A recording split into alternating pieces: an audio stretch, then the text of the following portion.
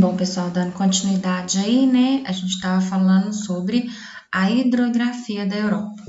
Bom, os rios europeus, né? Eles não se destacam pela grande extensão, mas pelo volume de água e sua importância como via de transporte. Apresenta cerca de 75 mil quilômetros de vias fluviais, sendo 43 mil, em torno de 43 mil quilômetros, constituídos por canais. Bom, os principais rios que a gente tem é o Danúbio, o Volga e o Reno, tá? O rio Danúbio, ele nasce na região da Floresta Negra, a mais de 600 metros de altitude e deságua no Mar Negro, tá? Dos seus 2.000 quilômetros, 2.858 mil quilômetros de extensão, 2.450 são navegáveis em qualquer época do ano. Bom, é o rio que atravessa o maior número de países europeus e serve de limite entre alguns deles, como Alemanha, Áustria, Eslováquia, Hungria, Croácia, Sérvia, Montenegro, Bulgária, Romênia e Ucrânia. Bom, é uma importante via de ligação entre a parte ocidental e a parte oriental da Europa.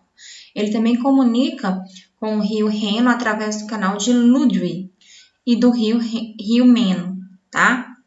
Já o Volga, ele tem 3.701 quilômetros de comprimento, é o mais extenso do continente, nasce no Planalto de Valdai, corre pela planície russa e desemboca no Mar Cáspio. Ele é navegável em quase todo o seu curso. Suas águas permanecem congeladas durante boa parte do ano. Já o rio Reno, né, que é um dos principais também, um dos três principais, ele tem em torno de 1.350 quilômetros de extensão. Então, é o menor, né? É o menor em extensão aí. Liga a parte central da Europa aos Países Baixos.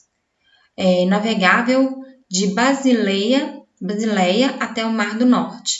Nasce nos Alpes suíços, separa a Alemanha da França, passa por Países Baixos e desemboca no Mar Norte. Bom, em seu curso foram construídas usinas hidrelétricas. Junto ao seu principal afluente na Alemanha, o rio Ruhr, localiza-se o maior complexo industrial da Europa, o que permite o escoamento de vários produtos a custos bem menores do que por outras vias. Lembrando, né, gente, que a partir do momento que a gente tem escoamento de produtos via via os rios, né, não tem que gastar com carros, com carretas, com aviões, a gente tem um custo-benefício muito maior.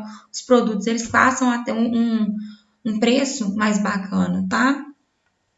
Bom,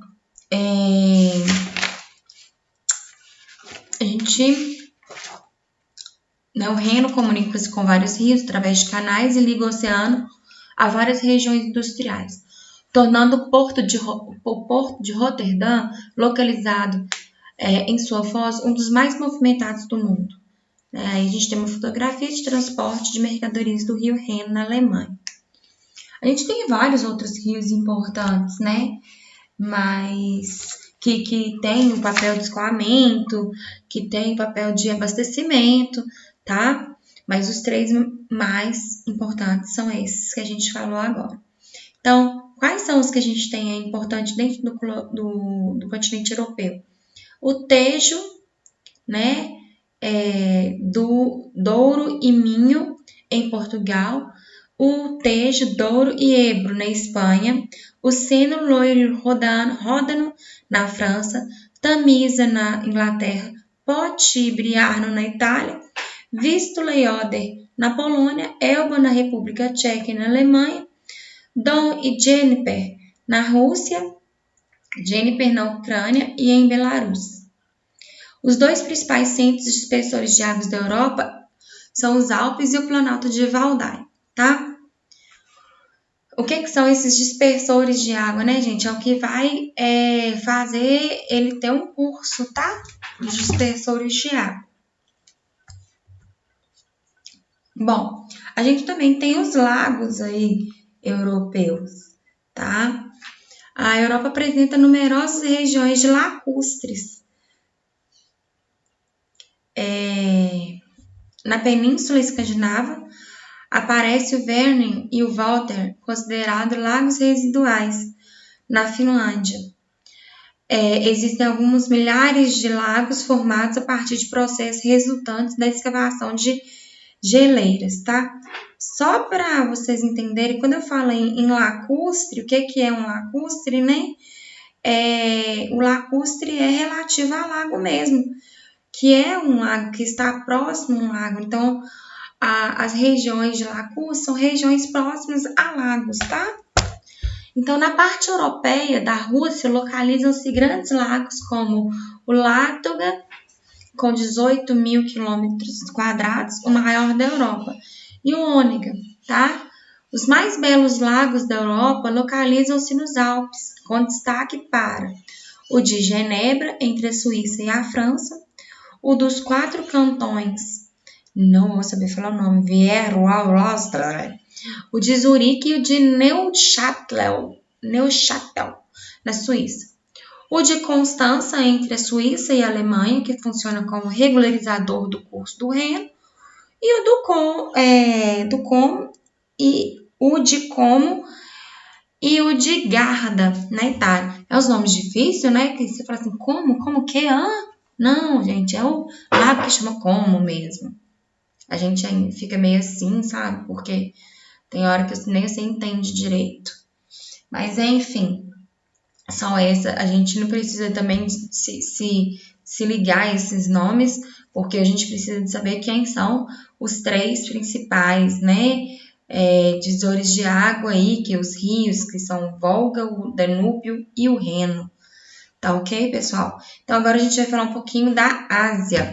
No livro, vocês vão perceber que fala Ásia e Europa junto. Só que para estar explicando, eu prefiro separar. Acho que fica melhor para vocês terem essa noção aí melhor, tá? Então, a gente vai falar sobre a Ásia, né? As cadeias de montanhas. A Ásia possui muitas cadeias de montanhas. Os montes Urais, né, que são os que separam aqui, ele tá aqui. A Europa da Ásia, os montes Zagros, Montes Zagros, isso mesmo, Montes Zagros. Oeste do Irã, o Hindu, os Zagros tá aqui, ó. Tá pequenininho, deixa eu abrir ele aqui para vocês, só pra gente, não vai aparecer, aqui ó. Montes Zagros, aqui, tá? Montes Zagros aqui, tá? Hindu-Kush, entre a Índia e o Paquistão. Hindu-Kush, vamos aqui, ó. Hindu-Kush, aqui também. Montanhas do Cáucaso, em fronteira da Rússia, Azerbaijão e Geórgia. Vamos lá. Cáucaso, montes, deserto, cadê o Cáucaso? Montes, Himalaia. Eu me perco, porque tá muito pequenininho. Aqui, Rússia, Azerbaijão, Cáucaso aqui, tá por aqui, ó, Cáucaso tá aqui, tá? E a Cordilheira do Himalaia, que a gente tem ela aqui, né? Próxima ao deserto do Tibete, tá ok? Deram para entender aí? Deixa eu diminuir aqui de novo, tá? Bom, a Cordilheira do Himalaia a gente já tem aqui, né? São fósseis encontrados na Cordilheira, eu achei bacana colocar, porque lá é tudo congelado, né? Então, se acha fósseis ricos lá em informações. O Monte Everest, tá bom? Bom, vamos lá, continuando. A Ásia apresenta várias formas de relevo, montanhas, planaltos, planícies e depressões. A Cordilheira do Himalaia estende-se por 2.400 km de comprimento e por 400 km de largura. Separa o norte e o sul da Ásia, tá? Então, aqui, ó, Himalaia, a gente tem ele aqui, próximo à China, né? Tá ok? Bom, O Planalto do Tibete tem as elevadas altitudes e baixas temperaturas, dificultam o assentamento humano. A área de vazio demográfico. Lembra que eu falei com vocês que a gente já estudou isso sobre os vazios demográficos, que são áreas que não são habitáveis, né? Ou são muito quentes, ou são muito geladas, não tem os recursos, como água, ok? As grandes cadeias de montanhas e planaltos possibilitaram que durante séculos diferentes sociedades vivessem relativamente isoladas e desenvolvessem sua cultura com bastante autonomia, até mesmo em relação a outros povos asiáticos. Bom, as planícies, a gente tem aí solos férteis, disponibilidade de água. Nas planícies asiáticas encontram-se as maiores densidades demográficas do mundo, né? Principalmente, gente, é planície, é plano. Então, vai ter a população, ela vai preferir o quê? Morar se habitar, né? Montar aí sua cidade numa parte plana ou plana e boa, né? Onde você tem um clima legal e tudo, um solo fértil, ou em cima de uma geleira, né? Que é o caso do Planalto do Tibete. Claro que é numa planície, né? Aí essas fotos são eles cultivando arroz, tá, gente? Bom, falando daí, né, da Ásia, os rios e seus cursos, a gente tem as bacias mais importantes, que é do rio Ganges, a Indo, Yangtze, Mekong e Salween. Os rios são intensamente utilizados e alguns são muito poluídos. O Yangtze é o mais importante, pois percorre a área mais populosa da China, muito importante para a geração de energia e agricultura. A maior usina hidrelétrica do mundo encontra-se nesse rio, a usina de Três Gargantas, tá? Entre os maiores rios do mundo, a gente tem aí, olha, o Amazonas, né? Brasil, o Nilo. O terceiro é o Yangtze, Rio Azul, tá? O Yenisei, na Rússia, é o quinto. Na China, o amarelo. O rio Obi, na Rússia, Obi-Irtys, o sétimo. O Amur, na China. E o Lena, na Rússia. Então, a gente tem esses rios aí mais concentrados. A maior parte deles está aí na Eurásia, né? Na Ásia aí. Bom, o rio Ganges, né, é um rio que é usado muito aí para poder lavar, né, utilizado para as pessoas. Só que você tem também a questão da poluição, né? Ele é bem poluído, tá? Os rios, né, que eu falei, o Eufrates, o Mekong, o Yangtze e o rio Huanghe, tá? Interessante uma coisa que o Mar Morto, ele tem uma superfície de 1.050 km². Corresponde a um comprimento máximo de 80 km e uma largura máxima de 18 km. É alimentado pelo Rio Jordão e banha a Jordânia e a Israel. Ele tem esse nome devido à grande quantidade de sal por ele apresentada, né? 10 vezes superior aos demais oceanos, onde decorre a escassez de vida em suas águas. Então, o Mar Morto, ele recebe esse nome porque lá não tem vida devido à quantidade de sal que ele tem, mas é uma coisa natural dele, viu, gente? Essa quantidade de sal dele é natural dele mesmo, tá? Bom, existe um grande número de ilhas e arquipélagos no Sudeste Asiático, onde a gente tem a formação geológica recente, sujeita a terremotos e vulcanismo. No arquipélago da Indonésia existem mais de 70 vulcões ativos. A intervenção humana na natureza tem provocado graves problemas ecológicos, tá? Tanto é que na Indonésia, se eu não me engano, tem até um filme que retrata, né, um tsunami na Indonésia, tá?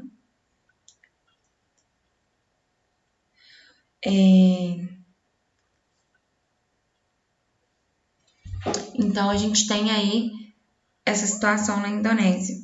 E cadê? Deixa eu ver se eu acho aqui para vocês. A Indonésia, né? Teve no leste da Indonésia, nessa área aqui, Indonésia, teve em 2019 um terremoto com magnitude de 6,5 na escala Richter, tá? E nessa época aí houve em torno de 30 pessoas mortas e 156 feridas, tá? A gente tem esse epicentro aí. E lá tem esse epicentro sempre, viu, gente? Se eu não me engano, depois eu vou ver. Tem um filme que fala, né, sobre. Quer ver? Acho que, se eu não me engano, é O Impossível. Se eu não me engano, o filme chamou O Impossível. É isso mesmo. É um filme que vai falar sobre o tsunami que ocorreu, né? Vai falar sobre um tsunami que ocorreu nas férias da Tailândia, aí, tá? Na Indonésia. Vamos lá. É um abalo sísmico de 2014 que ocorreu aqui. Bom, para finalizar, a gente vai falar sobre os portos aí no continente asiático, que é cheio de estuários, penínsulas e golfos, tá? Que são áreas propícias para a construção de portos. E esses portos ganharam importância à medida que aumentaram o comércio mundial. Bom, por todo o continente desenvolveram cidades litorâneas ligadas ao comércio e que serviram de porta de entrada para os exploradores.